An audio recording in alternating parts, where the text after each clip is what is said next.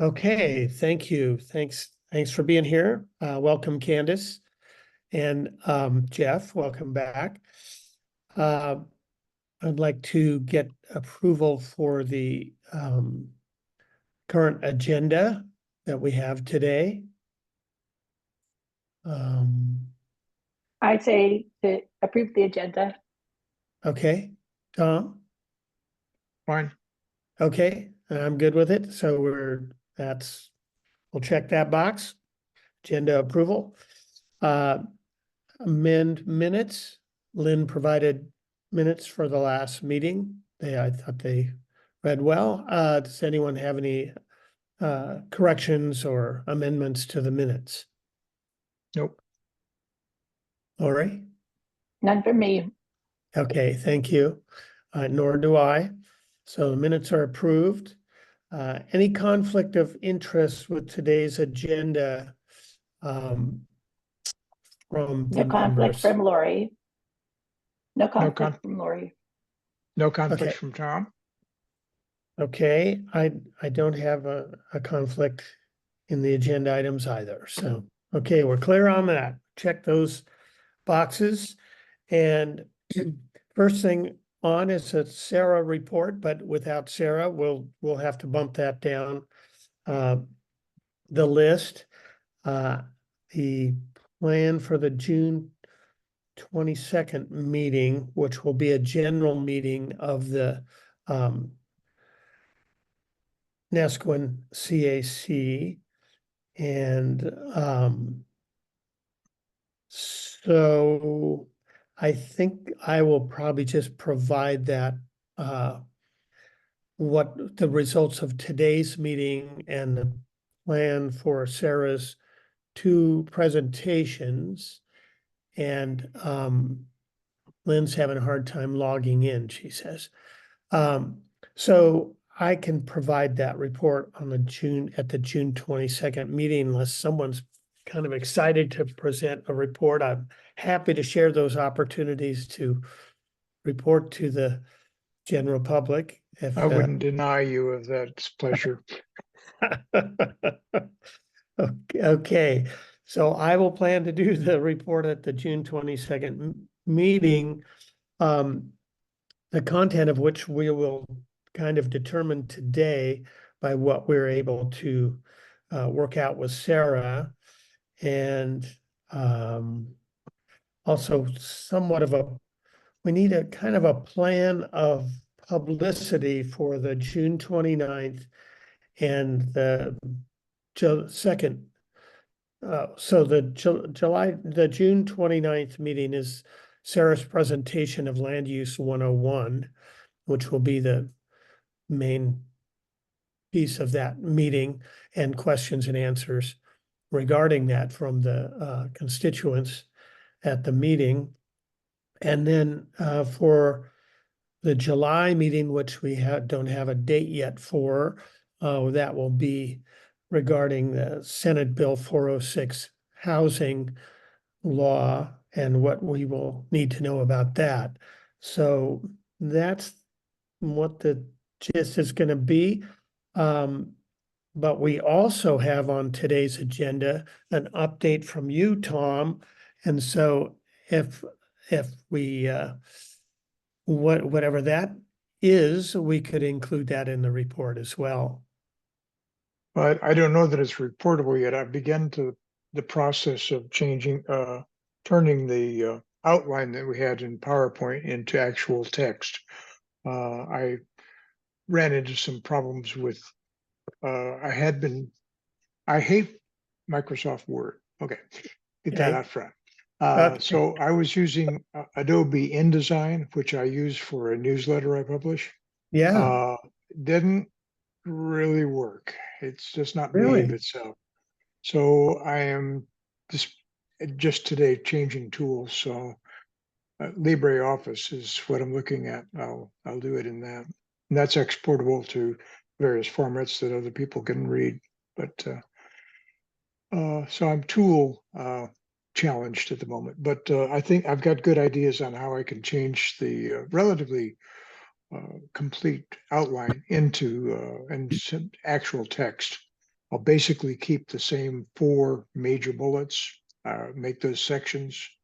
I'll have an introduction and then flesh out each one of those sections using the content provided by the bullets. So I've got a plan, I've got to start, but right now I've got tool problems.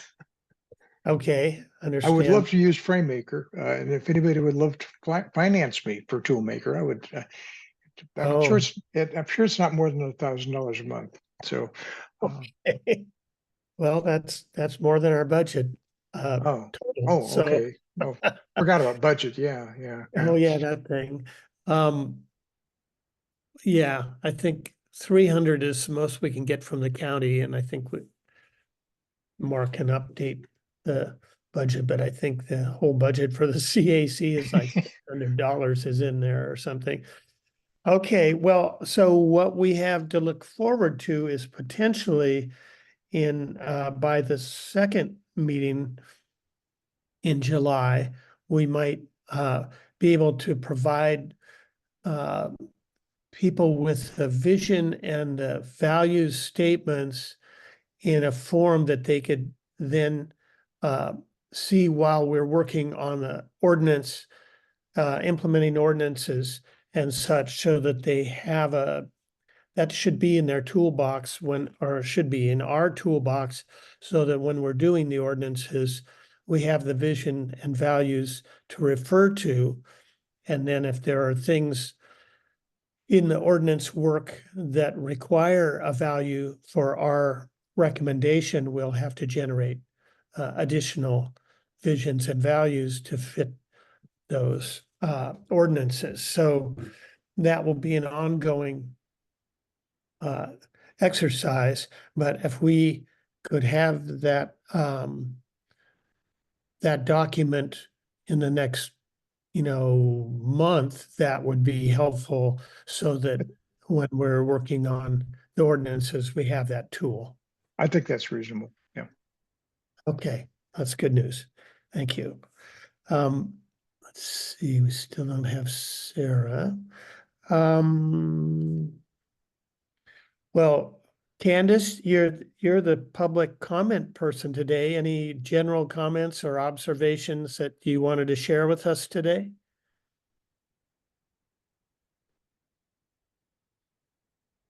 Apparently not. But if you do, you're welcome to chime in at any time, since we're going I to. read. I find Oh, there you are. No, I'm fine. I don't have any comments so far. Okay. Okay. Okay. Well, we're kind of lacking content so far because we need Sarah to confirm a date. I guess we could be looking at dates on the calendar to make sure they don't conflict with other things. Mark, have you chosen a date for your general meeting in July yet at this point? Hi, Randall. No, in fact, I don't think it'll be until August, right? It's every 2 months. Oh, you're every 2 months, right? Yeah. Okay, so we won't have a conflict with the general meeting. Right. Oh, that's good. And so we mostly just make sure we can have a date that works for Sarah and that we can get the word out about that. What is committee's thinking about, or the subcommittee's thinking about a day of the week, if a Saturday is a good or a bad date for a meeting? Like we had proposed at 10:30, like go to the farmer's market, and then when you get home, come to the meeting, and then you're free for the weekend or something like that. Or do we think that a weeknight would promise more attendance at more of a Zoom event? I don't think we can count on the clubhouse during the summer, because they have activities throughout the summer in the evenings, and they would put us out in the tent, and the tent does not have any screen available to share. So I think we're gonna be zooming through most of these ordinance meetings and these presentations because of a lack of a venue. If we could approach Michael Schlichting at the gallery. Again, that means people would have to cross the highway. Hi, Lynn, thanks for making it through the impenetrable wall of internet access to join us. So anybody's thoughts about weekday, weekend? Sorry. Oh, Yeah, no, no thank you. problem. Glad you made it. You haven't missed a lot. Without Sarah, we're kind of just going through some housekeeping stuff. So I couldn't hear what you just said. So if you said something to me, Okay. Well, the thing that I'm trying to get to is what, if we're gonna have, so on the 29th, we have a live meeting at the, excuse me, at the Neskowin Beach Golf Course Clubhouse. And then that's probably gonna be our last live meeting because we don't have a venue that is available in early, well, in the morning or the evening, because Clubhouse is open from 7 till 6, I think. But then, so I don't think we can do something at the Clubhouse. We could explore another venue like Michael's Gallery or something, but essentially we don't have many alternatives for a live meeting. But for Sarah's presentation, we want to maximize the exposure and get people to attend that. Do we think a weeknight or a weekend? And what time? Just searching for thoughts here from the subcommittee. If it's- Go ahead. I was just gonna say, if it's Zoom, I think that the evening ones seem like they work out for people. If it's in person, I think the weekend one is better. To get people who are both local and visiting. I prefer the partly in person ones, but I know that it's not always practical. So we can do one of each. We could do That would be good. a weekend meeting for the live meeting on the 29th. And excuse me, and then do a weekday evening for the meeting in July that we have yet to schedule. What were your thoughts similar, Tom, or? Yeah, I agree with the venues or the times and venues. Some like a Wednesday or Thursday night through the week and weekend Saturday after the market when it's live. But Okay. it's Candice says, actually oh, go ahead, Tom. it's actually a little bit in terms of getting feedback. It's probably a little bit more organized to do it via Zoom.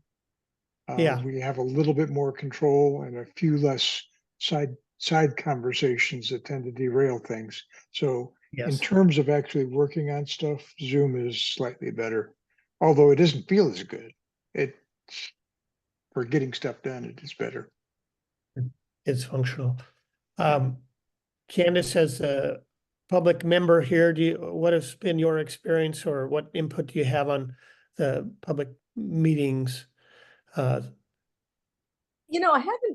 went to a public meeting years ago before COVID, which I liked, but I can see the advantage of the Zoom meetings. I think one of the dates you mentioned was July 29th. No, June 29th. Yeah, we're going to be in or June 29th. Yeah, we're going to be in Hawaii, so I'd probably have to Zoom that one. Okay. But I like both. Actually, I think both are really good. Like Tom said, maybe a little more organized if you could do a Zoom, but I can go to either one.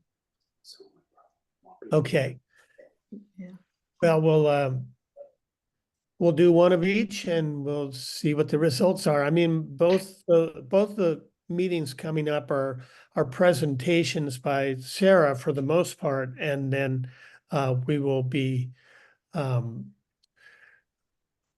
if for the second one, SB 406 discussion, I think there will definitely be some questions and answers to follow up her presentation, but that will be the gist of the meeting. Laurie, did you have a comment? Well, just that all of them are Zoom.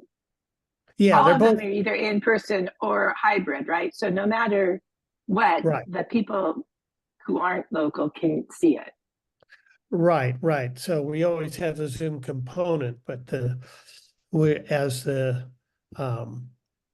live component that is a little more challenging logistically and management wise and such. But so we'll do one of each and we'll see what the results are like. And I do think that it's interesting when someone is presenting and then question and answers, that the live audience seems to be a little more lively, and that's Mhm. a good thing. But we'll see when the real thing happens.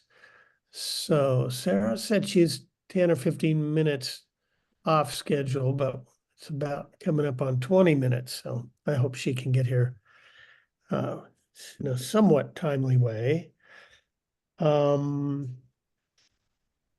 Well, I have another topic. okay, It's a bit off agenda, but it has to do with the document. okay, I would find it very useful to have a map of what we would call neighborhoods. okay. I know where the South Beach neighborhood is, and I know where the Village is, and I kind of have a vague idea what others. But if we had a map that really talked to that, it'd help me in trying to decode some of the things, conversations you guys have. Okay. All right. Well, I could work with that in general. I think I recently saw a map that did kind of have the descriptors on the different parts of the map. But of course, I can't just pull that up. I can't recall exactly where I saw that. But I could certainly work on something like that for you with the maps that are available to cut and paste and then do some overlays in my primitive pages layout program. Well, if And you that can, would, if you can get me the information, I can make it pretty. okay. All right. I'll work on getting you a map of the neighborhoods.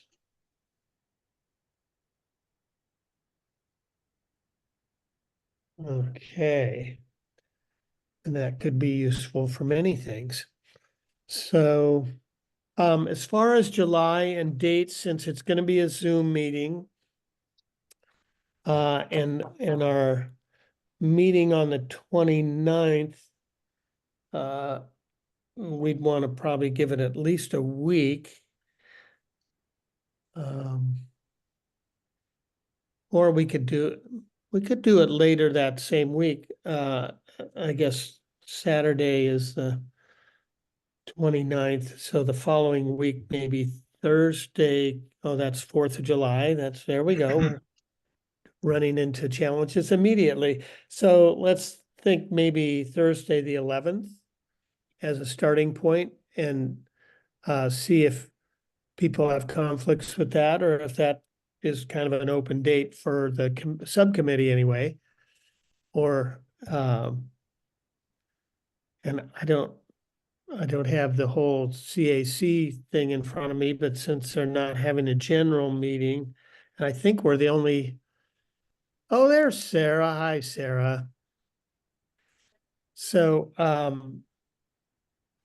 Sarah, what kind of dates and things do you have? We were just beginning to look at dates in July, and we're thinking the week after 4th of July would be Thursday, the 11th. I have a planning commission hearing that night, Randall, but other than that, I am free. Okay, so that we chose the only day that's a problem. So Good- we good could for us. go to, we could either go, well, I resist Wednesdays pretty much, but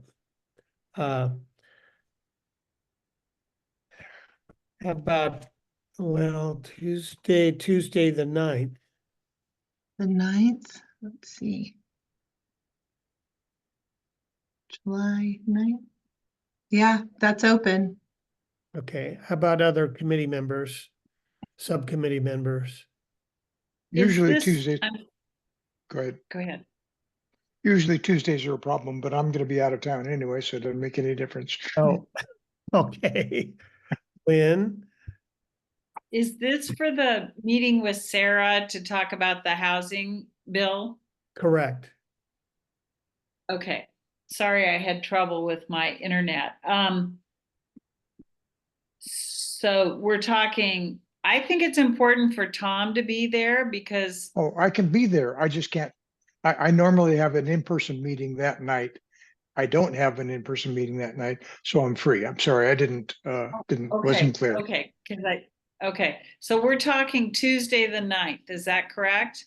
At this point, yes. And what time would we be looking at? I think we've mostly done them at It's 7, isn't it? Or 7, 6:30. Yeah. 6:30 or 7. How long do you think it will be? The Senate Bill 406 presentation is about an hour and a half. I don't think we should ever go beyond 8:30. I think 8's a good target for people for ED Mhm. meetings. Okay, But that's just my personal opinion. So maybe 6:30 to 8:30. okay. So that's not a dinner issue for most people. That's the only thing I I'm- worry about. I don't know. That's, In it's fact- not a hard and fast rule, but that's just my take on it. I think I actually think we should start earlier at 6 because we need time for Q&A. We need time for people getting there and getting settled, and pretty much depending on who you've got in the room, after 8:30 is not everyone's prime. This is going to be the most contentious issue or the most discussed issue of this whole process, is my guess. So Mhm. I would encourage us to look at, a 6 to 8:30, and we adjourn sharply at 8:30, but start earlier to accommodate the scope of this. Discussion, okay. I guess people can eat if they have to while the meeting's going on. Bring your own dinner. There you go. And it's all Zoom, so we don't have to do that in the clubhouse, be eating our Mhm. dinners while we have the meeting. So this will be a Zoom only.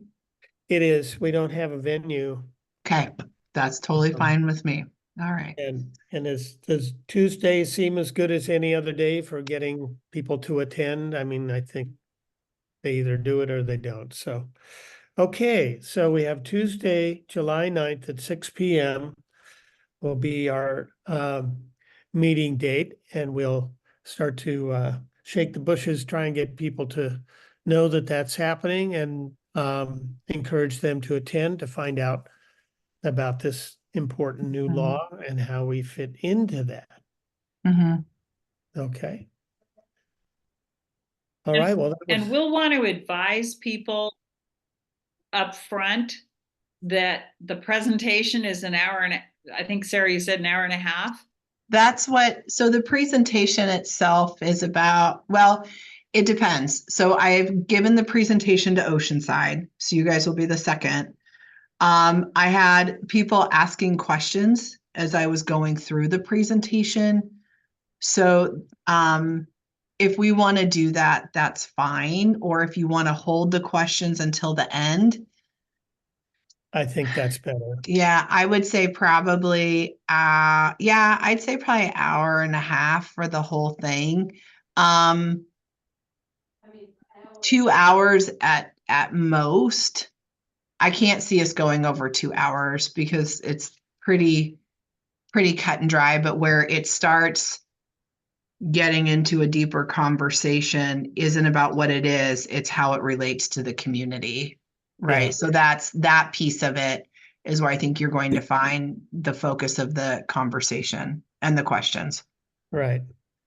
Okay, so I think the 6 to 8:30 is generous enough, but hopefully we can do it to 8. That's it's again, like Laurie's Yeah. saying, you get over an hour and a half, people are falling off. But Yeah. maybe this will be so vital and a visceral experience, they'll stay in. Engaged. Yeah, no, I honestly think about an hour and a half will be fine. And it may be like Oceanside had a lot of very thoughtful questions. I didn't hear a lot of just one directional comments or statements. Okay, And so I think one of the things that may be different is if more people in Neskowin want to either voice their support and encouragement for this, or people who just want a space to voice their concerns about it. right. So that'll, I think, determine how long it will be. But I'm thinking an hour and a half, no more Okay. than 2 hours for sure. So Sarah, do you have a big paragraph or something that we can put in print before this event to let people know what the event is focused on? Yes. And I have what I'm putting together for the planning commission because the consulting team and I are talking to them on the 27th. Right. What I'll probably do, if it's okay, is wait until right after that to see if there's anything I want to tweak or Sure. something I think that might be helpful to put in. I can email you a very basic statement now, or if you want a little more, I might be able to give you a little bit better of a product if I wait until after the 27th. Okay, well, that's 9, that's 10 or 12 days before it, so it should be plenty of time to Okay. share that information. Yeah. Let me see what, yeah. So what's on the 29th? The 29th, 27th. Well, she's of doing June? it, so hold on, there's 2 dates there. The 27th is the presentation that's that we right. heard about that was gonna happen with the planning commission and is it to the commissioners as well? They have been invited, so Okay. we'll see if they, yeah.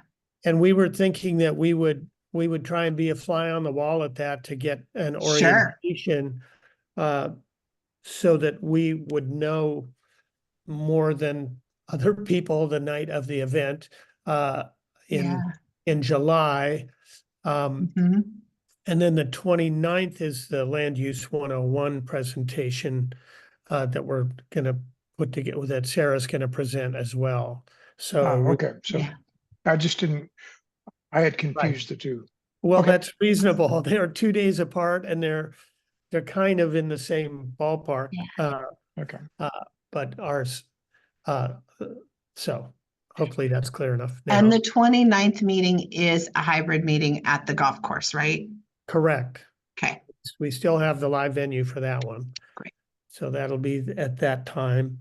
And so I think that kind of addresses what we know, what we don't know, and what's forthcoming to help us publicize it as far as information that is accurate to the event will happen between the 2 meetings. We'll pump up the publicity for the July meeting.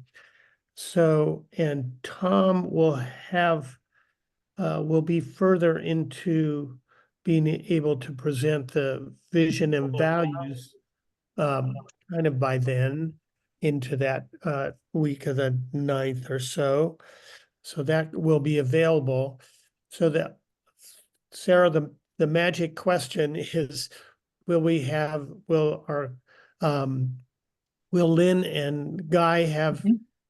anything further from the old recommendations? So I have them, Ooh. and this is the right, let me see, let me go. I'm assuming this is the right one. It is the Yes. recommendations from 2001. Yeah, Lynn can verify that. Yep. So I actually already reviewed these Okay, a few months ago and sent Guy and Laurie, or excuse me, Guy and Lynne, an email about these. Oh, really? And yes, and so I thought there was something else I was supposed to be reviewing. Ah, And so I don't know if now is a good time to talk about this, or do you want to wait? No, tell me so two things first, just hold that thought right there, just to back up for 1 minute. Yeah. On the meeting what's the meeting we just set? July 9th. July 9th. July 9th. Okay, so got it. I just catching up with my notes. And Okay. to that point, that discussion, the housing discussion, having been in a few conversations lately about the housing bill, one of the things that people have said, which people go, what? And Sarah, I'm sharing this with you in advance because it's a Thank really you. simple concept. And those of us who have done land use kind of like, yeah, of course we know that. But it is important for the public to understand that the state and the county are not going to come in and build out the jurisdictions, right? That is That you can correct. set a requirement that Neskowin have 40 houses. That doesn't mean a helicopter's landing and those houses are going to be immediately developed wherever there's vacant land. It requires a private developer or a public developer to do it. And I don't know why that's not getting through to people, but it never even occurred to me that people thought, the helicopter was coming to build houses. So I just want to be sure that, or affordable housing. I just want to be sure, because in other settings I've been in, people just go right over that to, like this is an inevitable, immediately happening tomorrow kind of thing. And of course it is not. So thank you for sharing that FYI. with me. Yeah. To the document you sent me, am I frozen here? Can you hear me, Sarah? I can hear you. You're frozen, but you look great. I can hear you just fine. Sometimes, Lynn, if you turn your camera off, it helps. Especially if you've got some limited internet stuff going on there. Oh. Candice is advising us, but we couldn't hear you, Candice. Yeah. It Hi, looks Candice. like, yeah. Hi, Sarah. She's frozen. Is she frozen? Well, now I Yeah. just see her as a black screen and I don't hear her anymore. Oh, maybe now she left. She left. I think. Okay. Well, she'll probably Maybe she'll be come coming back. So apparently they either didn't get that, didn't recognize that, or something happened that they didn't receive that document or understand that they got it or something. Yeah. Can So you yeah, resend I'm it? happy to just give the high level overview. So because I went back through. Okay, let's wait till we know we have Lynn. Yeah, till Lynn is back. Because Guy is not here. I don't know. You weren't here at the beginning of the meeting. The guy's having surgery today on a lung issue. So he's not here today to hear or to respond to your thing. So we kind of need Lynn because she's the other person who's the person. So could you forward that email to me so that I can start reconstructing the existing document of what I want to have is a section of things that have been acted on and things that are still in process and things that are essentially declined. There's Lynn.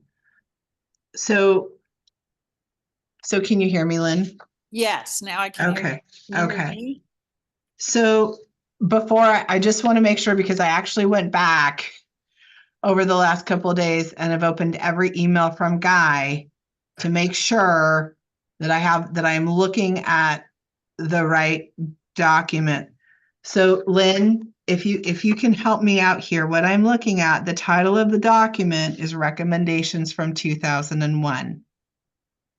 The title of our document was 2001. Right. Right. And it's got like section 7.2, 7.3. Yes. Okay, that's the one. Okay. Now, what date did you send your response? Because I'm trying to look through on my phone that to see if I can find your response. It was a while ago. And Okay. Laurie, I did not attach the document to it. So you did not get an edited document from me. It was an email. And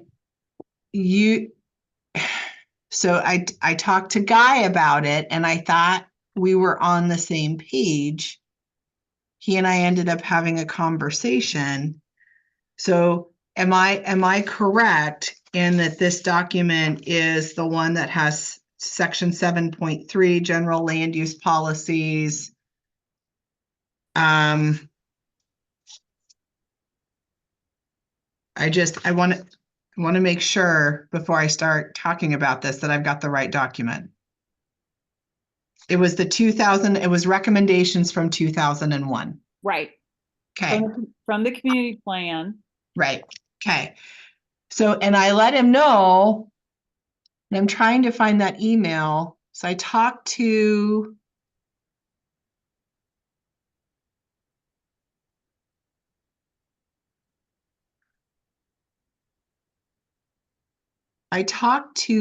Bill Sargent, and then I talked to Guy, and I know I put,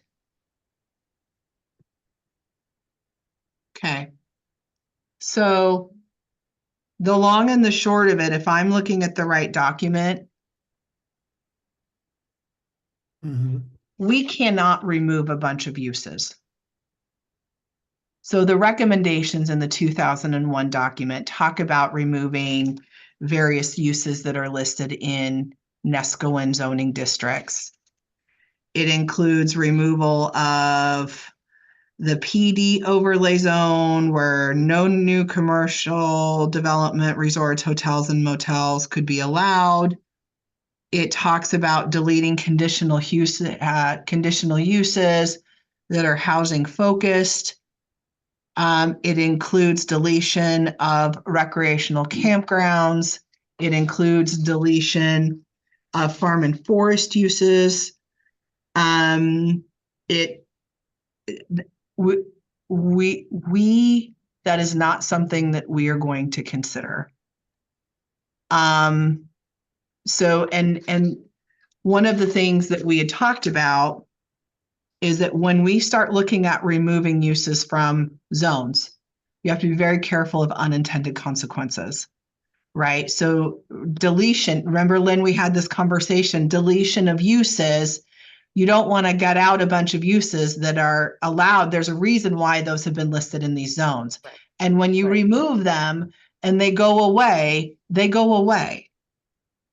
Right. The other thing is with the housing efforts, and especially 406, some of these are not going to, removal of some of these uses, especially the uses permitted conditionally, are not going to align and be consistent with the county's housing goals at this time. There's a couple of other things that now, one of the things that is okay is when it talks about like limiting the area, like, so different commercial uses can only use so many square feet of floor area, right? So it's something that determines the size and scale of a commercial use. Those are things we can work within. But the other piece is that if we start talking about pulling uses or considering pulling uses that are currently allowed, even conditionally, which means it may be able to happen, it's on a property and a site-specific basis, right? There's criteria, there's public notice, there's all these things that end up going with these various uses.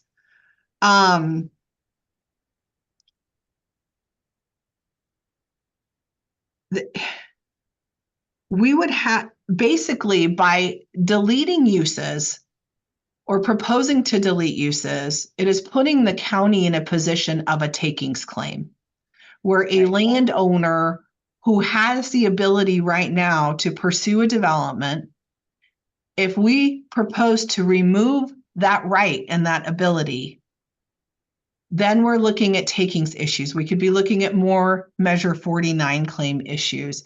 There's a lot of that from a land use evaluation of risk and litigation that comes with it. Right. So that's where that conversation landed. And that's why these have not moved forward. Okay, so Sarah, what I'm looking at right now, what I have in front of me is the record from the March 31st, 1999 recommendation on page 26, recommendations for amendments to the Tillamook County Comprehensive Plan and Land Use Ordinance, which is where, you know, the document you have, I think, comes from. And this is what Guy sent me. Okay, so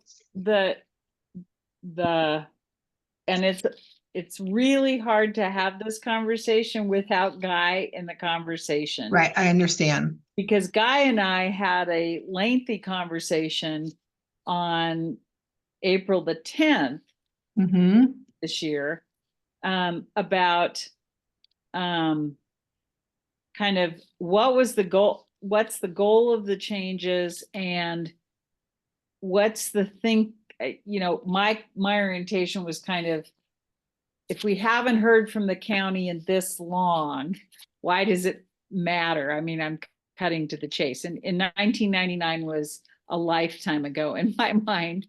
And I think there was a concern about items that we had not heard from the county on, and perhaps that we had not received what I would call kind of a response that, you know, we just can't do this because it constitutes a taking and it involves state laws as well as county ordinances. And so you can propose, I may be phrasing this wrong, but essentially communities like Neskowin can propose all they want about deleting things, but the decisions are not that easy or simple. And so that's the quick, short answer to why these things cannot be done. And I think when Guy and I talked about it before, I'm looking at my notes, is the question is then what, just let me look here a minute. You know, Guy's comment was Tillamook allows unincorporated areas to have their own zoning, right? Which we are unique in that Tillamook County has created unique zoning districts for unincorporated communities, but that is not the norm. Okay. And it is not a requirement. It is something that we did. So, and I sent him, and Lynn, I sent him the email on April 16th. I did not include you. Okay. So I will go ahead and send that out. But yeah, no, I did. Always relieved when I didn't miss an email, because when I looked quickly, sorry about that. I did not find an email. So I think we need to have this discussion when Guy is with us, and we can set up a phone call or something for this week or next, or what we need to do in terms of our practice. I understand. And I guess also thinking through the conversation in April, there was this conversation about why didn't we hear from the county sooner that we kind of couldn't do these things? He did. He did on April 16th. Okay. Yeah. Got it. So I would say we need to pause, Ran. I'm just saying, I don't think we can have this conversation without Guy there. I understand what Sarah's saying. And I think the quintessential example of it, which is, I think the one Guy used or I used, is proposing that, I think it was foster homes, where we thought, you know, we can't do anything about foster homes. There's federal laws that require those to be around. Yeah, because there's some famous litigation around that very point. Having formerly operated a foster home, I would just tell you that it's so I think I understand what you've told us today. I'll read your email, and then I think you and I and Guy perhaps can have a brief phone conversation and say, what do we do about this? Because if Tillamook County is unique in that it can you give us an example of a time Tillamook County has set up a special zoning category in Neskowin, for example? I'm not aware of any, but I'm not. Oh, yeah, close to it. the zones are, if you look at the county map, it has special designations for our zones, NES.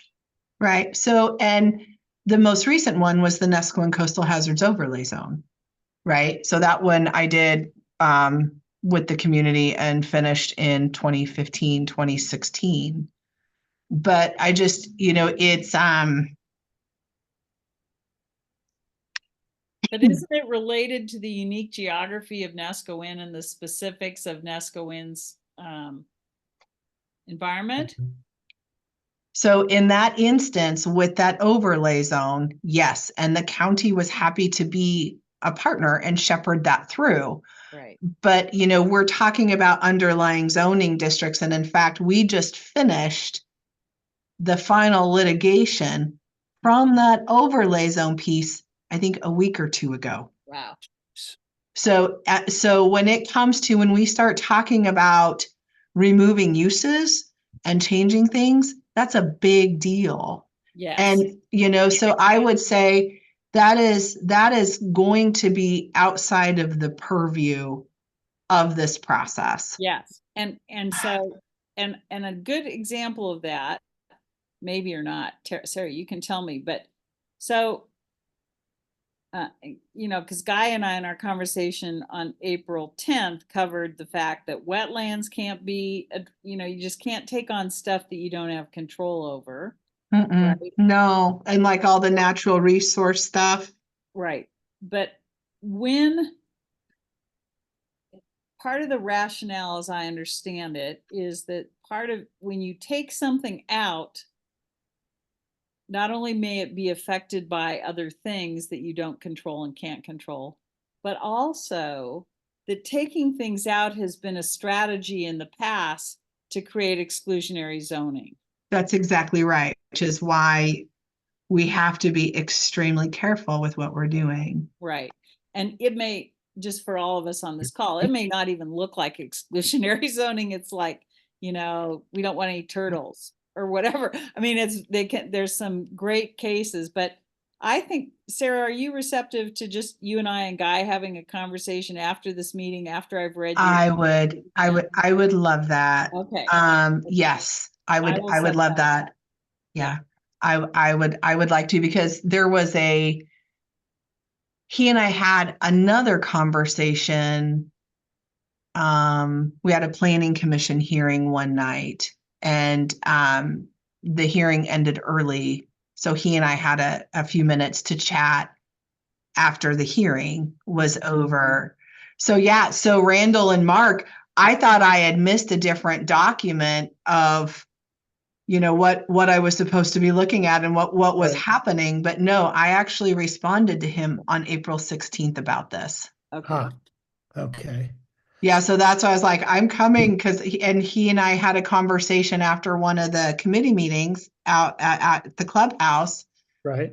And I think, I honestly, I don't know what happened, because I had said, I need a little bit more time. We talked about the other document, like I've got a lot of things going on. I know you're anxious, but we also have a timeline and a process of, we're going to get through the vision and values. I was going to do the land use 101. We're going to talk about 406. There's all these pieces so that the community and the committee are well informed before we dive into anything else, just making sure we're all on the same page so that we can have, those robust conversations. And so I thought there was something else I was missing, and I've kept coming back, and all I found is the document that I think is the one that I commented on in April. So I'm not sure where the communication wires were crossed, but that's why jumping on today too is like, I think this is the only thing that I've seen, because I went through all of his emails. So Got it. yeah. Okay. So what in moving forward with the committee, what we can do is there are some pieces in here I think we can have a conversation about, like the commercial, looking at the scale and the size. There are a few things in here we can talk about. And so my recommendation, and I'd put this into Guy, is let's hang on to this. Let's keep working through the process. And there are pieces in here we can revisit later on. But as a whole, just to be clear, the removal of those uses is not an option, or anything that's going to conflict with our housing efforts, like removing mobile and manufactured home options is not something we're going to do. Well, and actually, particularly now with Senate Bill 404, there's an added issue that removals immediately following probably the most significant land use initiative in the state in 10 years would Right. be highly problematical. Right. In part, and I don't know if this is covered in your email, Sarah, but, and I'm not even close to as smart as I want to be on Senate Bill 404, well read. But the capacity of any county, I think when 404 begins to be implemented, it for the smaller counties, it will be a big challenge. Well, so 406 is specific to Tillamook County. But I mean, right. But isn't the state law for additional housing, aren't there other counties that have it as well? Well, it's 4 cities in the counties, but to your point, Lynn, the governor and the state keep taking these massive strides to address overall state housing needs. So what we have to be cognizant of is that work is being done statewide. Right. And with our own housing needs and our own housing initiatives, we can't start, and it's not just Neskowin, I would say this to anybody, the work that we are doing in communities cannot undermine overall efforts to address the housing crisis and the housing needs we have. DLCD is actually looking at various areas with cities and counties to take a harder look at manufactured home subdivisions or mobile home parks, because they are quickly becoming an option. I would say, not like you said, you are not going to see mobile homes dropping from the sky and being put on properties. But when you look at affordability and accessibility to housing, these are options that are quickly in some areas coming back to the forefront, because they are truly some of the few affordable housing options for single family home ownership that are now existing. And so it's a tool in the toolbox. It doesn't mean it's going to happen everywhere. It's an option that needs to be preserved, because there are areas that may work, right? Viking Estates years ago is an area where that was part of the plan. Yep. And so, we have to be mindful of, there are places where this may work, and we don't want to compromise that ability. Yeah. Okay, I'll take responsibility. Well, I'll read your email. Yeah, it's short. It's really short. It's not. Yeah. And then Rand, I will set up a call with Guy, and I'll report back to you on when we get that, Guy and Sarah, and I'll report back to you about when we get that scheduled. So Okay. I would like some guidance on what we do with the previous text as bringing it forward into the current text. Because right now I'm pretty confused as to what I might do. My original intent was to divide things up into 3 categories. Nope. And yeah, we're working on it, and this we could revisit this, something like that. But I'm not sure that really fits, because it may not be that clean. Let me talk to Guy, and who's more knowledgeable about the specifics of Tillamook County than I am. And because it may go in the nope category, particular for this plan, doesn't mean 10 years from now it'll still be nope, but it's possible it's nope now. But I know Guy has very strong feelings about this topic, stronger perhaps than I do, but I think we should, so let us get back to you, Tom, with. That's not my question. my question is, how do I treat the existing document and bring it forward? Now, should I replicate that, or should we just have a new plan out of whole cloth? Well, so two things. One is I think to me, 2001 recommendations would be like, and I don't know how in your organizational format, they seem to me an appendices issue, but they seem to me an issue that needs to be addressed in terms of why we aren't certain what we can't do in the community plan process. And so that would be my off the top looking at the document that I just looked at. Because spending a whole bunch of time in the updated plan on the 2001 recommendations, the only cogent part is the fact of how recommendations like that are handled by the county, and we can refer people back to the appendices to if they really are interested in 2001.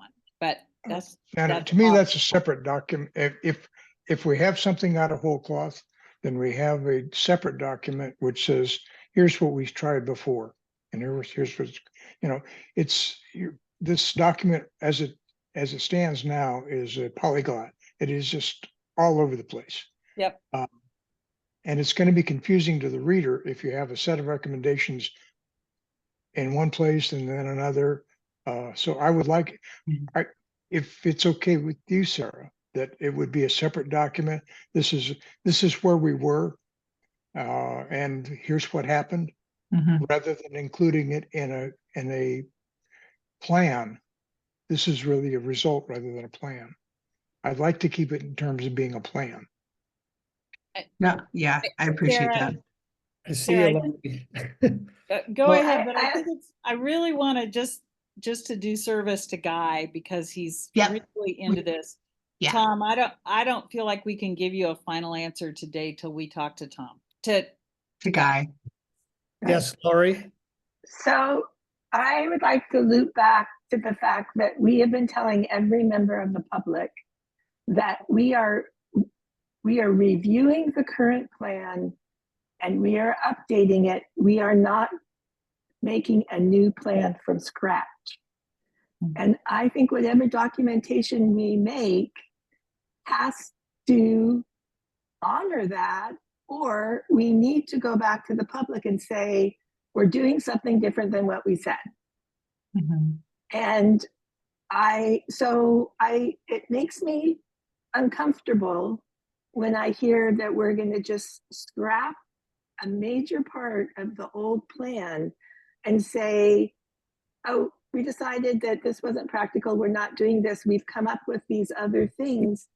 To me, that is not honoring what we said we were doing. It's not that, it might be that that's what we need to do, but if it is what we need to do, the conversation we're having with the community, I think, needs to be very changed or amended or whatever. We need to start from scratch and say, we thought we were doing this, but we're not. And then I think it will be much more open to challenge from community members if they think we're scrapping what happened before and all of a sudden we have a new idea. So, Laurie, and I think what you've identified is which is a responsibility of this committee, is explaining land use planning clearly to people who are not deeply embedded in it, and thank God for that. But because technically, in consistency with the state's land use rules, administrative rules, and laws, we are not creating a whole new plan. No. We may be creating a whole new document to make it easier for the community to say, this is our plan in 1999, 2001, and this is our updated version of that plan. So I think we are being absolutely correct in terms of the rules and regulations we operate under and the state law. But I think we need to explain it better to people, because functionally, if our community decided to create a new plan, which is not what we're doing, we're creating a new document, we'd have to go back to ground zero. We're clearly 5 updating. years. Yeah, we're clearly updating a plan, but I think it's very confusing outside of the world of land use planning to people, and we need to take responsibility for clarifying that. Well, and if a person picks up the old document and they pick up this new document that Tom creates, and it's very, very hard to see where there is any overlap, I think that will be a problem. Yes. Okay, it's gonna be a problem. It's gonna be a problem.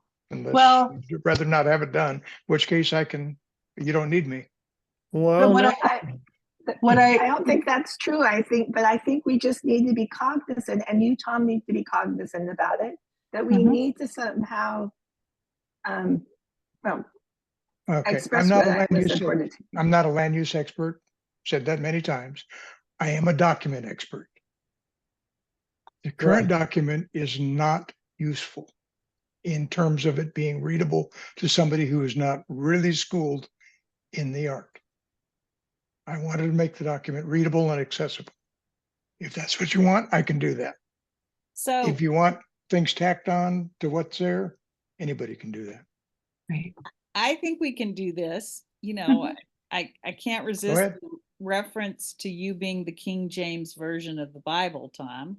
I mean, that, you know, the Bible's had many iterations, and there are valuable things in the first document in terms of frame of mind and reference for Neskowin that I just want to remind people we're hugely successful in getting Neskowin to where it is today. And that's the theory behind community plans for the land use process, is that there's gobs of rules and regulations and litigation and court rulings, but there's a clear statement by non-land use experts of kind of what they want the community to look like. And I think that old plan, which we're updating, does that successfully. And it may not be as clear as we would like it, or as someone with your expertise, Tom, would want it to be. And I concur. But I think if someone were coming to Neskowin today and you handed in that plan, they would recognize some of the traits of the community. Well, and I Okay. would say even like, you know, we've done an update several times, like Tom, you know, there's ways to do an executive summary or some sort of introduction that helps track the bylaws, you know, even though that was a new document, it was an update. So there was a lot of things that were retained and kept in. So I am confident we can do this as an update. What I think is this conversation further supports and highlights the need for me to really take that time to visit with the community about planning and just land use and reorient it ourselves into that conversation as we move forward.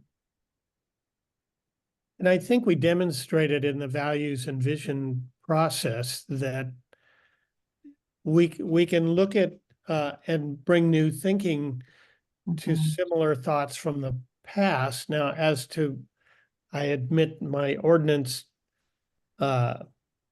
world is very minor to nothing.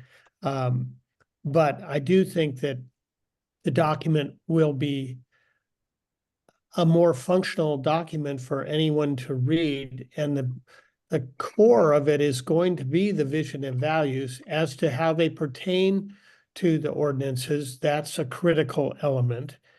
So that it's not going to be that different of a document if someone reads the visions and values and then reads the recommendations. That will be the gist of it. If they can refer to the old document, but they're going to be looking all over on page 1 and 19 and 42 to figure out how this new one got put together in a cogent way. So I don't think we'll lose the gist of it Laurie. I think it'll be reorganized and more comprehensible. And because the process so far has been engaged by a number of people who, from what I can tell in those meetings, they didn't feel like this is a ripoff or this is too out there or something. They were pretty much in agreement at the end of each meeting with what we had come up with. So I think that the core values and visions that most people care about are going to be applied to ordinances, which is kind of another world.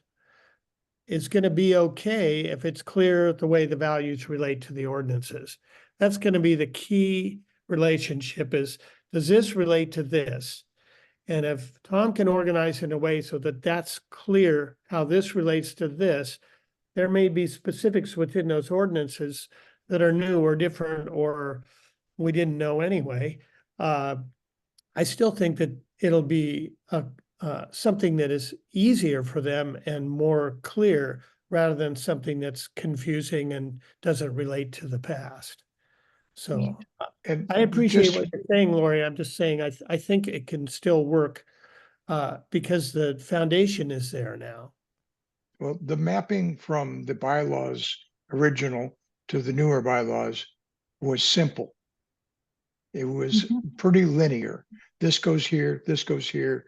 These two things get combined to that. This gets split out to that. Very linear. This is a very complex transform. I don't know that I'm going to be able to document it as well. I will try, but I don't know that I can. We're not going to hold you to, I'll just say right up front, I'm not holding you to the bylaw standard. I mean, this is, that was nonfiction. This is fiction. I mean, I'm Fair sorry. I enough. don't mean that in a pejorative way. Speculative fiction, maybe. Yeah. So that's okay. Or maybe it's, literal landscape versus impressionistic painting, but I don't know what the right metaphor is, but I think we can do it. And I think, Tom, if people can't do the walk back, then we'll help them do it. But I think we'll be okay. I agree with I Randy. do too. You'll be our police, Laurie. You can police our I efforts. just want people to have that idea in the back of their heads that, I It's a mean, revision. that we're not starting from scratch. It's a revision that people need to recognize. Mhm. Right, but it also I'm not arguing. I respect I know. everything everyone has said. but often a revision can be a completely different thought. So, I mean, it's a legitimate thing when you're revising to have it move in a different direction. That's why you're doing it. That's why you're making a revision so you can bring it up to date or make it more accurate or be more clear. But I'm not a poet or a full-time writer, so I'm speculating on my statements, I guess.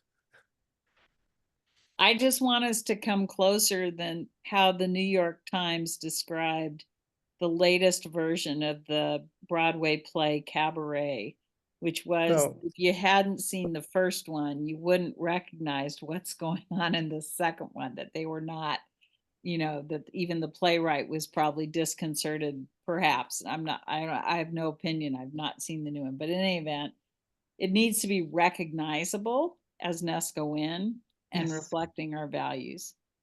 And the crosswalk aspect is something we can respond to as needed. I think so too. Yeah. Okay. Well, that was an important conversation we've been waiting a long time to have, and I'm sorry we didn't recognize that the document had already come, Sarah. That's okay. That's all right. So It's okay. I'm glad we got here. Mhm. Me too. No, absolutely. And so just to circle back around, so we've got so we've got this coming Saturday, right? Do we have no, excuse me. No, we don't have anything this Saturday afternoon. We have a general meeting of the Neskowin CAC that I was not aware of. because I had missed the previous executive committee meeting, going to Passover in Portland. And so, our meeting is the 29th for the Land Use 101. Yep, And got then, that. and then July 9th at 6 p.m., which is a Tuesday, Yep. that will be the SB 406. 406. Got it. Those Okay. are the two big deals that are upcoming, and we'll do our best to facilitate dialogue with the public after your presentation so that they hopefully can grasp it better than they ever have before. And then we'll move to the ordinances in the Yep. meetings after that. So Yep. most likely well, that's something we can address now at the end of this meeting, is what we see as a timetable after your presentations. What are we going to be presenting Mhm. for the ordinances to the public at the following meeting? So Right. it will be a second meeting in July. July. And because Guy is not available and somewhat incapacitated, we don't know to what degree. He thought Mhm. he might not be back in Neskowin immediately. Right. And so until we know that, it'll be, I'm sure he will be cognizant and functional. So those will be Mhm. Zoom meetings with Lynn and maybe yourself, Sarah, or they may be a whole Yeah. committee meeting in order to understand Mhm.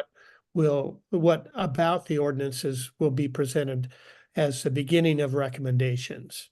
So, and so typically the follow-up to the 406 conversation, which may be the next meeting, is visiting with the community about the development standards that are already in place. Because then it's the breakdown of, there's a 70% lot coverage maximum, and helping folks understand how that's measured. How is height determined, right? Like, so for Senate Bill 406, we're going to have to tweak. Right now for oceanfront properties, maximum building height is 24 feet. We're going to have to bump it up to 25. Right. So, but the 35 is fine. What they say is no less than 25. And, for everything, it's between 25 and 30 feet. So Neskowin has 24 and 35. So we have to do a minor adjustment at the bottom, but let's talk about the 35. Let's talk about some of these things. And so it's a conversation. Typically what follows the 406 is, so let's talk about now what the community's development standards are. Let's talk about how they're applied so everyone understands them. And then let's talk about, should we tweak them, right? But to talk about then the standards, if you don't understand how they're applied, do we need to do that first so we can talk about, should they be, how should they be updated? We know the minimum is 25 feet, but what does that mean in terms of like the lot coverage? And do we want to, right now it's 70%, here's how it's measured. When we start talking about various types of housing, do we want to keep it where it is? Talking about right now, Neskowin doesn't have landscaping requirements. There's lighting requirements. There's minimum lot size requirements for additional dwelling units that are added. So there's these things that already exist within the standards of each of the zoning districts. And so is it beneficial to talk about what currently exists before we dive into what would come next? So that's something, and maybe that's a conversation Lynn and Guy and I have as we get ready then to talk about, after I'm done with those two presentations, how would you like to proceed? Because there's going to be some snippets of education that's going to continue to happen as we go through this process, as we get to those relevant points in our process. Well, Okay. and so two things. I wanted to be clear that I heard that the meeting this coming Saturday, June 22nd at 10:30 is not a community plan meeting. It's just a community association meeting? Do I have? And that? it's 1:30. Oh, it's one, okay. It's so the June regular membership meeting, because I went back on the website, Randall, to double check, Okay, is June 22nd from 1:30 to 3. okay, so that's cool, got that. The thing I was gonna say is, I think we do want to have that discussion after Senate Bill 406 presentation and not combine them because people's heads will explode. Right. That's what I've done. I've kept them separate. Yes, and so I think that development standard, Neskowin Development Standard discussion, in light of the concern about new plan, old plan, in light of the 406 stuff, will be a really rich conversation for people, and also reassuring to them that we're not moving the goalposts, we're not, Right. you know, I think that's going to be an important meeting for people, because that's where the rubber hits the road. That's where they're going to be most concerned. And having that structured in a way that people can ask questions and give their examples and all that of, you know, this house, that lot, whatever. That's going to be a really good, reassuring conversation in light of the community plan that we're going to bring forward. So I'm excited about that. And I think that merits its own meeting, right? Sure. Because it's a lot of detail, but it's really what matters to people. Right. I want to give Candice an opportunity to speak, but I want to schedule this meeting that we're discussing right now too. So let's come back to the scheduling, but go ahead, Candice. Yeah, I just have a quick question that maybe Sarah should be prepared for when you have talking about development standards. Mhm. This has happened a couple times here. People are building a lot, and Mhm. someone has started a build, and they're asking for a variance request to go past the 70%. That was the So, parking structure, right? The appeal period yeah, ends and tomorrow. the thing that is interesting is a lot of people didn't know about it, but there are other exemptions that get passed that are not part of the standards. And my question is, why do we even have them if the owner or builder can just say, oh, we'll just apply for a variance and we'll get it? Because generally they seem to get approved. I just want you to be prepared because that's probably Yeah. going to come up. No, Candice, so I you appreciate know. you. Yeah, no, I appreciate you bringing that up, because there are exceptions built into the ordinance actually that can Mhm. also be applied in Neskowin that are elsewhere in the ordinance. And part of that development standard conversation that comes next, I actually walk everybody through those other exceptions, because the ordinance as a whole, there are other sections and articles in the land use ordinance that can apply to Neskowin that are not embedded within Okay. the Neskowin zoning district. So thank you for bringing that up. That's a valid question. Okay. And folks don't know those exist, right? No. Right. And so that's part of the conversation Okay. following up. Yeah, absolutely. That's actually Okay. built into that education piece. All right. Thank you. Yeah, thank you. Okay. Any other comments at this point besides, if not, I'd like to go ahead and schedule that follow-up meeting to the SB 406 meeting. And I kind of think it should be just a week later, kind of same time, same everything, so that there's a rhythm here to these meetings that Mhm. that address these things, and people can come to it once a week to get informed about it. So what do you think? Is that too quick, or what do you think? Yeah, let me pull my schedule back up here. Okay. So, all right. So we're going to do, Tuesday, July 9th. yep, July 9th. Oh, I'm in the wrong, here we go. I'm sorry. I'm flipping back and forth between several different July. calendars. Yeah. That's Oh, okay. Okay. All right. So we have the 29th, then we have a week off, and then we have the 9th. Okay. So right now, the week of the 15th, I have time. It looks like I'm pretty open. I'm doing a land use 101 training with all the realtors at the Port of Tillamook Bay. That's actually an all-day thing for them. So Tuesday night, I wouldn't be able to be there probably until 6 because I'm going to be with them all day doing like an all-day workshop. Hey, Um, hey, Yeah, no, it's great. I love this because this is how people get answers and better understand things. So I love this stuff. So I could do Tuesday night. Maybe that week a different night would be better. And then the week of the 22nd, the only thing is that I may have a hearing carry over on Thursday night, the 25th. Because with my planning commission, it's the second Thursday of every month and sometimes the fourth Thursday if I need a hearing date. So I would say we can do something on the 9th, give everybody, a week off to marinate or think, or we can come back, or I can do the week of the 22nd. but I'd like to keep a Gonna similar keep it going? day and time, so I would go to the 23rd then. Perfect. The 23rd is a Tuesday at 6 o'clock. We would do the next follow-up. Perfect. Yep, I'll put that on right now. That works for me. All right. That's the follow-up, the development zone requirements. Yeah. Yep. Okay. How they are applied. Thank you. Sorry for the technical difficulties. No, this is all good stuff.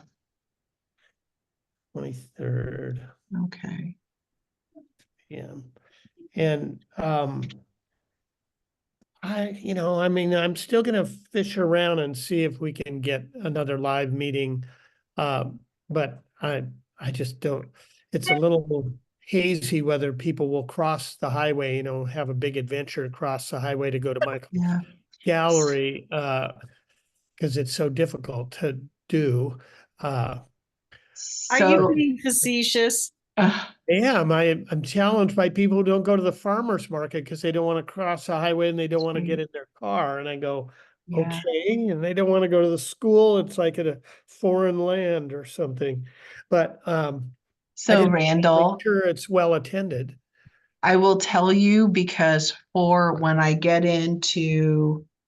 especially when I get into 406 and the development standards and the code crosswalk to Candice's question, you're going to see my terrible artistic skills because I start drawing examples of things to give people a visual.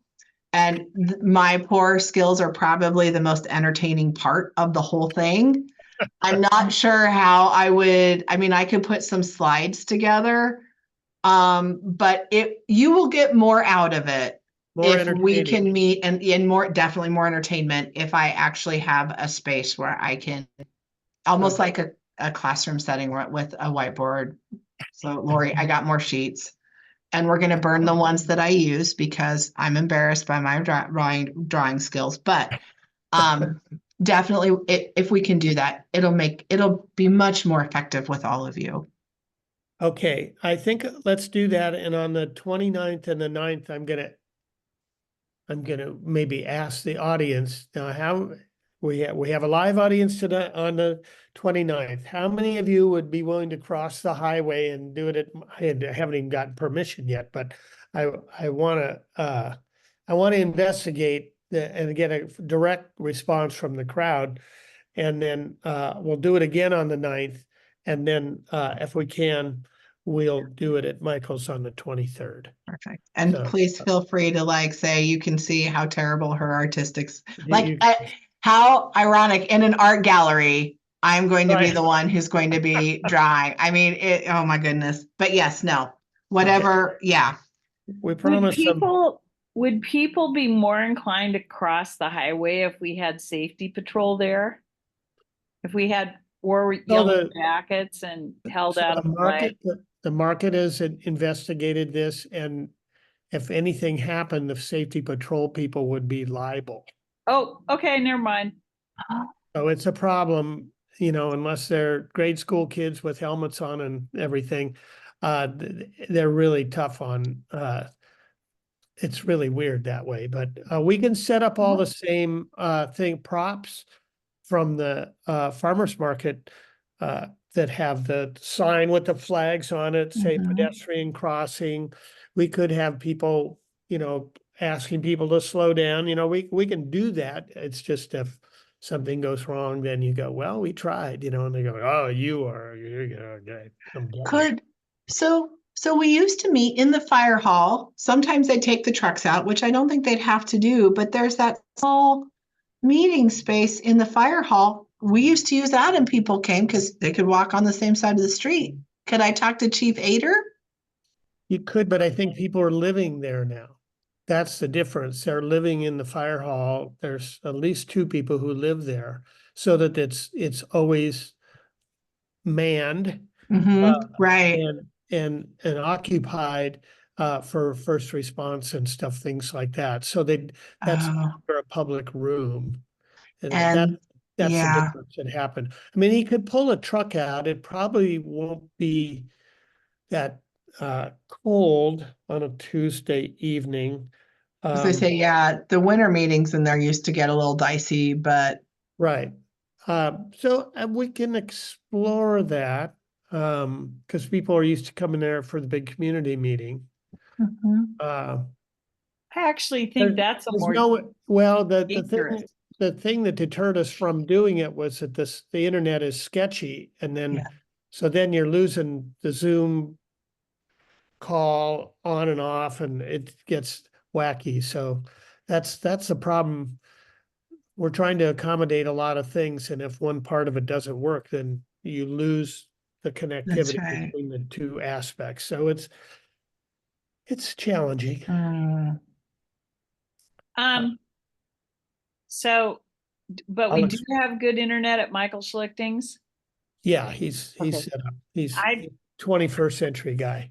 I think I can't remember who it is. I feel like it was Tom, or maybe it was you, Ran, who said we're into this process far enough that we need to have expectations of the participants. And so I think crossing the highway is a reasonable expectation of the participants in order to have Zoom for the people who can't cross the highway. So I'm gonna hope we can get Michael Schlichting's place and make it work.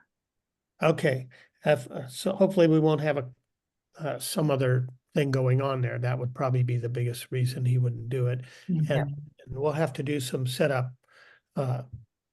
cooperative setups for the event. So I'll explore those avenues and I can report back at the next couple of meetings. So thank you all for getting these things scheduled. Let's see, agenda for next meeting, looking farther out, that's what we did. The meetings agendas are pretty much dictated by the presentations, which the next 3 meetings will be based on Sarah's presentations and then questions and answers. And if And any, Randall, I'm so sorry. I still think that this all fits very well too in the timeline that the committee has been sharing for work. So I think we're good and we're on track. I hope everyone else feels that way. I definitely feel like this meeting resolved a bunch of stuff that seemed to be up in the air and actually was not very up in the air. It just, No. we didn't know, couldn't quite grasp what it was that had already happened in the recommendations aspect. So yeah. I think we're good. So we're right at an hour and a half, which is Laurie's legal limit for paying attention. And so I think we can end. Jeff, are you gonna let me know? No. So we need to, are you doing anything on Saturday? Pardon me? Are you presenting anything on Saturday? Yeah, I'll present a summary of the results of this meeting. Okay, so you're not gonna do a survey or anything? No. Okay, All right. So let's actually write the agenda for, are you meeting on July 1st? July 1st? No. You sure? We're meeting on the 29th. No, Yeah. are you meeting like this on July 1st, which is 2 weeks from today? Are you having a committee meeting on July 1st? No. That my calendar says no, but Yeah. I mean, I mean, you guys make the decision, but you meet every 2 weeks, and 2 weeks from today is July 1st. Right, so what Jeff is saying is, are we gonna have a meeting like this? 2 days after the first presentation? I think you're probably right, Jeff. We should meet as a committee at that point to say, well, how did that go? What can we do different at the meeting on the 9th? And then the 15th would be the second meeting, which would be a week, just about a week before the presentation on the 23rd. So Okay. the first Great. and the 15th. Yes, First Laurie. and the 15th of the next two. Awesome. Because those So will Guy, be noted. Guy and Go ahead, Laurie. Guy and Lynn might be able to give us some input on the first, depending Okay. on how Some Guy's fingers. feeling. Yeah. Yeah, Like that would be great. Yeah. Yeah, after they meet with Sarah, that should get sorted out further so as these public meetings we're giving the public the lowdown on land use and the new Senate bill and how the ordinances are applied in Neskowin. The committee can be meeting on the 1st and the 15th to be planning what happens after these 3 meetings and how well or what we need to improve in the presentation meetings. So thank you, Jeff, for always paying more attention than I do to the calendar. Okay. And speaking of the calendar, can someone send me a quick like bullet point summary? Like I was kind of listening in, but I wasn't taking notes because of your the meeting on the 29th, the 9th, and the 23rd. Was that the third one? Yes. So that like I don't need you to write the text that's going to get announced on Wednesday, because the email where I'm going to notice the meeting on the 29th and the other two is on Wednesday. So, but give me a like bullet points. This is what we want to say in the announcement about these 3 meetings.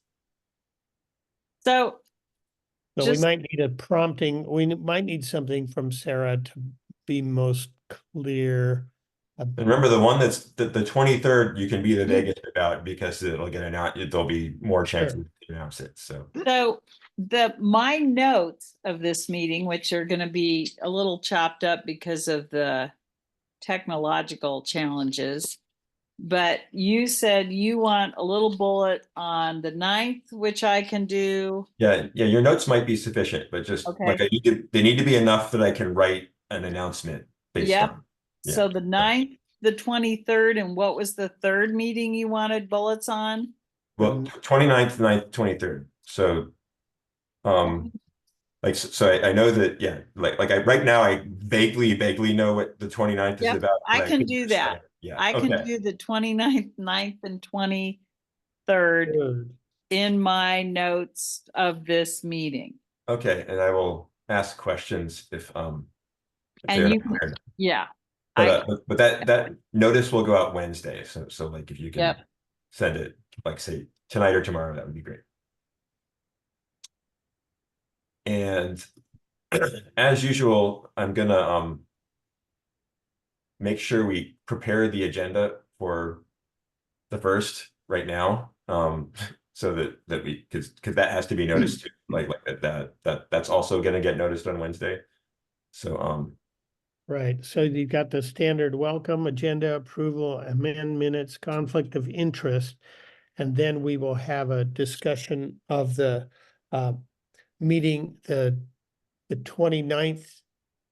Well, you got debrief Okay. the 29th.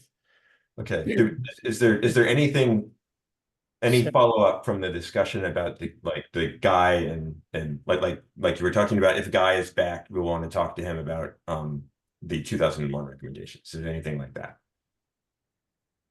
I think by then, Lynn and Sarah, if Guy is available by next week, that would be. Is Guy out of the loop this week? Did I miss that by bouncing on and off this call? Yeah, he's has surgery today. Oh, For a pretty serious lump in his lung that had burst a hole in his lung. Oh, I'm sorry. Yeah, so he's going to be in recovery, and he thought he'd be back soon, and then last night he said, well, I might be here for a while.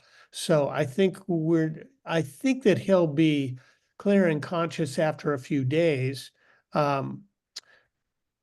and could do a Zoom call or a phone call or something. But I'm not sure how fully business-like he's going to be. Right, right. No way to Yes. know. Of Okay. course. Do you want to put anything on the agenda for the follow-up to the discussion you had today about the recommendations with Sarah? I would say you're talking about the July 1st meeting, right, Jeff? No, I'm talking about that you had a big discussion with Sarah today about the 2001 recommendations, and there was a lot of like, well, Guy's not here, and maybe when Guy gets back, we'll be able to talk about this. So, Well, I think we can wrap that up into a smaller package to just say we got clarity on the statement that had been sent, and we're all on the same page moving forward. There's work to be done in the review of the 2001 recommendations, and just kind of leave it there because So you don't want an agenda item for that? Okay. well, you're going to have if you put a report from Sarah, you can put a Well, report. this is from today. Yeah, yeah. I copied and pasted today's agenda, so I'm just going to take that out if that's no longer relevant in 2 weeks. I think so we're have talking enough about time. July 1st, right? Yes. Okay. I think we need a agenda item on finalizing the discussion regarding 2001 recommendations. And that has to be post my conversation with Guy, which cannot be until, next week at the earliest. So Yeah. I think that's fine. I just say post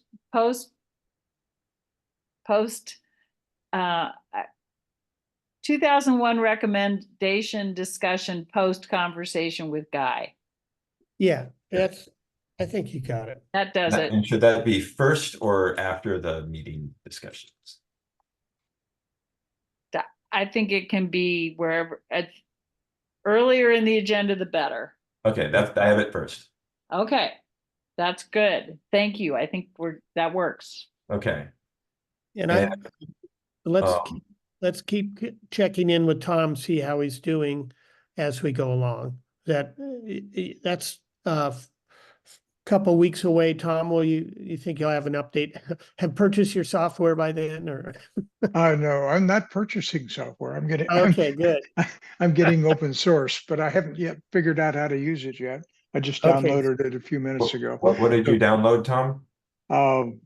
The not Open Office, but whatever, LibreOffice. LibreOffice. Okay. I know I don't use it all the time, but I know a little bit. So if you Well, I've Let's- used a couple of let's dozen let you different off ones. the I hook. can figure it out. okay. Let's let you off the hook for the July 1st meeting, and we'll. Well, I mean, I'll give you an update as to where I am. That's Okay. fine. All right. Let's Okay. do that. So you're happy with these items? Yep. Yeah, I think that's plenty. Okay. Let's go out. This will go out with the meeting notice. You have meetings on the July 1st, July 15th. Next two. I think I have all my things that I need from you as secretary to make sure that we're complying with Oregon public meeting law. Jeff, you're amazing. Yeah, we need You're you. amazing. Thank you. Unbelievable. Very good teamwork. Appreciate it. So Yeah. All right. Well, unless I think Candice has left the meeting, so She's coming. we did get some public comment today, which was good, and I'm glad she attended. So thank you all very much, and I think we're on the right track, and I really appreciate everyone's input today. So thank you very much. Thank you, Sarah. All right, Bye, Sarah. everybody. Bye-bye.